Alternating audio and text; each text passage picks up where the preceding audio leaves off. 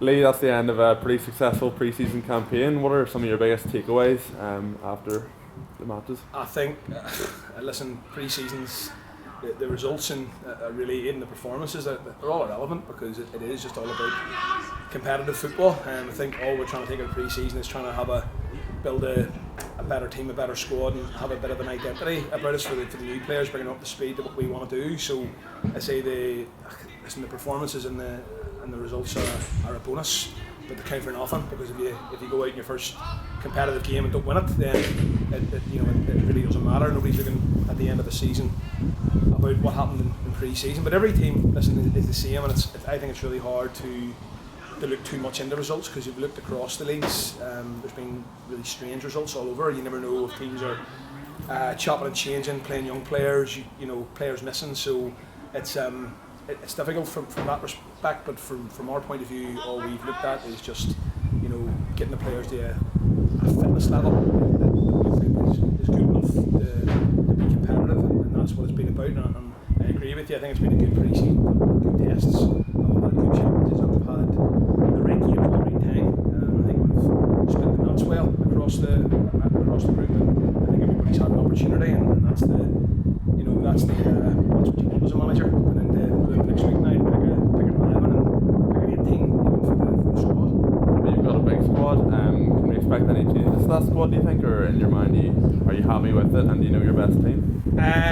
Well, listen, we have players who are available with lots of suspensions, carried on last season for various cup competitions, so that's one factor.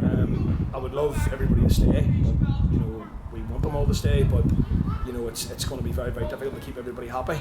And we also want to be fair. We try to look after the players too. We don't want to be, at the end of the day, we want the lads to be playing football and enjoy it. That's why we're in football, to enjoy it. But certainly, I think we will keep the majority of what we've got. And I think we're very, very happy. We're certainly a lot happier, now. I think probably in my whole time at the club, I think it's certainly the best squad that we've put together. Yeah, well, there is a real sense of optimism and positivity around the club, I think, at the minute.